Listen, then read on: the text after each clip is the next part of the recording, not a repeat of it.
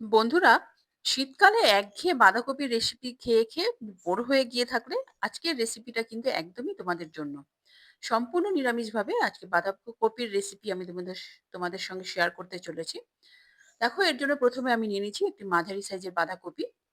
দেখতেই পাচ্ছ, একদম ফ্রেশ। বাঁধাকপিটা এবার আমি বটির সাহায্যে একদম ঝিরিঝিরি করে কেটে নেব। বাই দ্য ওয়ে, আমি দীপালি। তোমরা দেখছো তোমাদের চ্যানেল মায়ের আদরে রান্না।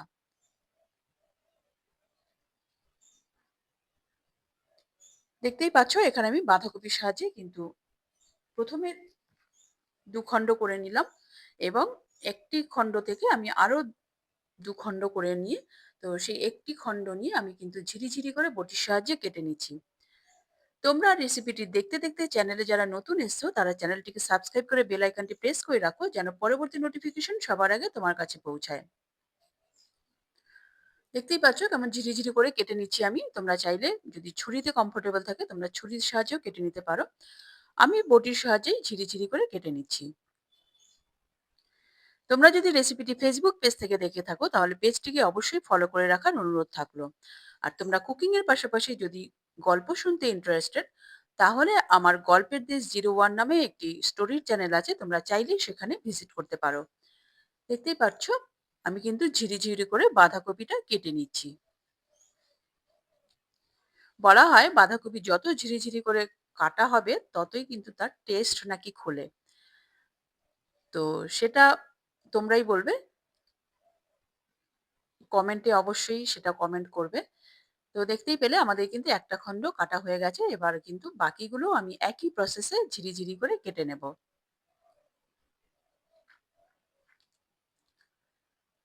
দেখতেই পাচ্ছ, আমাদের কিন্তু অলমোস্ট সমস্তটাই কাটা হয়ে গেছে। পুরোটাই কাটা হয়ে গেছে, দেখো।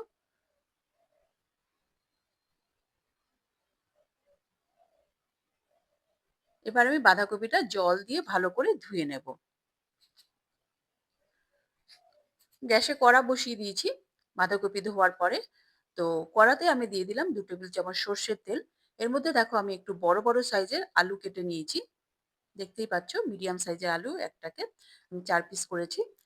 তো আমি 4 টে আলু নিয়ে নিয়েছি। তো তেলের মধ্যে তেল গরম হওয়ার পর আমি ফোড়ন দিলাম একটি তেজপাতা, 2 টো লবঙ্গ, একটা ছোট দারচিনির টুকরো এবং 3 টি এলাচ মুখটা ফাটিয়ে দিয়েছি, এবং হাফ চামচ গোটা জিরে এবং 1/4 চামচ হিং দিয়ে আমি কিন্তু হালকা করে একটু নাড়াচাড়া করে নিলাম 8-10 সেকেন্ড। তারপরে আমি যে আলুগুলো কেটে রেখেছিলাম, ওটা ভালো করে ধুয়ে রেখেছিলাম, তো সেটাই আমি কড়ার মধ্যে দিয়ে দিলাম। তো সেটা আমি হালকা করে ভেজে নেব। একদম মিডিয়াম মিডিয়াম ফ্লেমে 3-4 মিনিট আমাদের ভেজে নিতে হবে। খুব কড়া করে ভাজার দরকার নেই। হালকা করেই কিন্তু আমি ভেজে নিচ্ছি। দেখতেই পাচ্ছ, ভাজা অলমোস্ট হয়ে গেছে। আমরা কিন্তু এর বেশি আর ভাজবো না। তো এর মধ্যে আমি দিয়ে দিচ্ছি 1 চামচ গ্রেট করা আদা। তোমরা চাইলে আদা পেস্টও ব্যবহার করতে পারো। তো আমি এখানে 1 চামচ গ্রেট করা আদা দিয়ে দিয়েছি।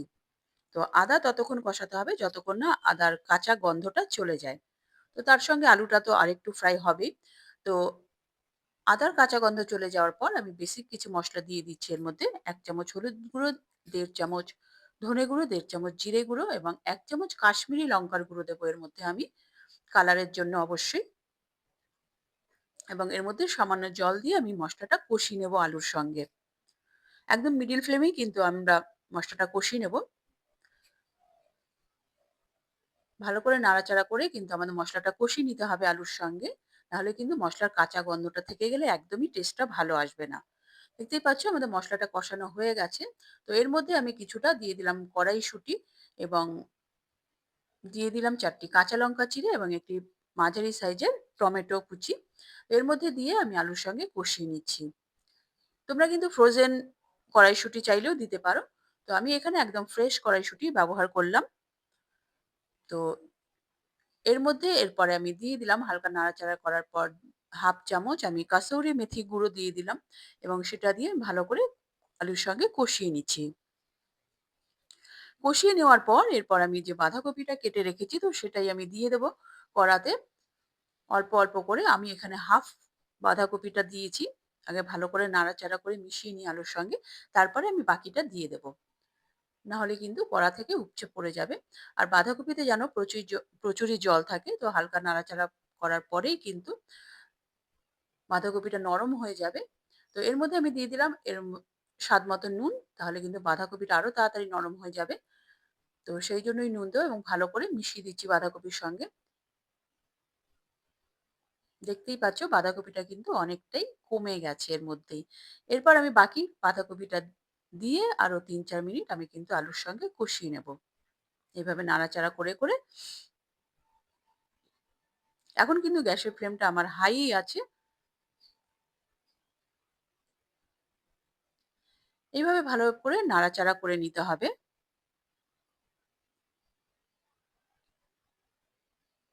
তোমরা কিন্তু রেসিপিটি অবশ্যই ট্রাই করবে। ট্রাই করে আমাকে কমেন্ট করে জানাবে। বাঁধাকপি তোমরা গরম ভাতের সঙ্গে তো ট্রাই করবেই। লুচি, পরোটার সঙ্গেও কিন্তু দুর্দান্ত লাগবে। তো আমি ভালো করে কষানোর পর আমি কিন্তু ৫ মিনিট একদম লো ফ্লেমে ঢেকে রেখে দিয়েছিলাম। যেন বাঁধাকপিটা প্রপার কুক হয় এবং আলুটাও প্রপার কুক হয়ে যায়। আলু ভাজার সময় অবশ্য 40-50% কুক হয়ে গেছিল। তো ঢাকা দেওয়ার ফলে পুরোটাই কুক হয়ে গেছে অলমোস্ট। তো দেখো এরপর ঢাকনা খুলে আমি ভালো করে নাড়াচাড়া করে নিলাম। ২-৩ মিনিট কষানোর পরে দেখো আলুটা আমি দেখিয়ে দিলাম। আলুটা কিন্তু প্রপার একদম সেদ্ধ হয়ে গেছে। এরপর আমি ২-৩ মিনিট হাই ফ্লেমে এভাবে একটু কষিয়ে নেব। তারপর এরপর আমি দিয়ে দিচ্ছি ১/২ চামচ চিনি, ১/২ চামচ গরম মসলা গুঁড়ো দিয়ে ভালো করে মিশিয়ে দিচ্ছি বাঁধাকপি এবং আলুর সঙ্গে।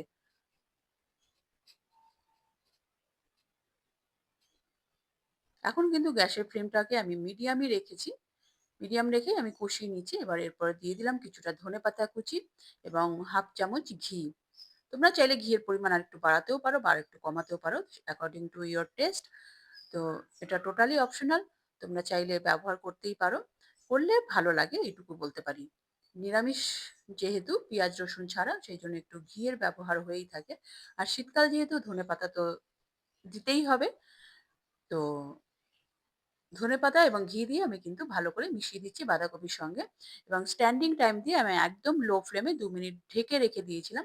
ঢেকে রাখার পর দেখো ঢাকনা খুলে ২ মিনিট পরে আমি ভালো করে নাড়াচাড়া করে মিশিয়ে নিচ্ছি। আমাদের কিন্তু বাঁধাকপির রেসিপি রেডি। এবার আমি এটা সার্ভ করে দেব। দেখতেই পাচ্ছ কতটা সুন্দর দেখতে হয়েছে, কতটা লোভনীয়। দেখেই কিন্তু লোভ লাগছে। কি বলো তোমরা? তো এবার কিন্তু আমি এটা সার্ভ করে দিচ্ছি।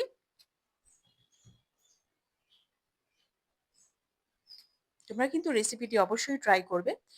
রেসিপিটি যদি ভালো লাগে তাহলে লাইক করে দিও এবং তোমার প্রিয়জনদের সঙ্গে প্রচুর শেয়ার করো এবং আরো এই ধরনের নিত্য নতুন রেসিপি দেখার জন্য চ্যানেলটির সঙ্গে জুড়ে থাকো। চ্যানেলে যারা নতুন এসছো তারা চ্যানেলটিকে সাবস্ক্রাইব করবে অবশ্যই। পরবর্তী এপিসোডে দেখা হবে। নমস্কার।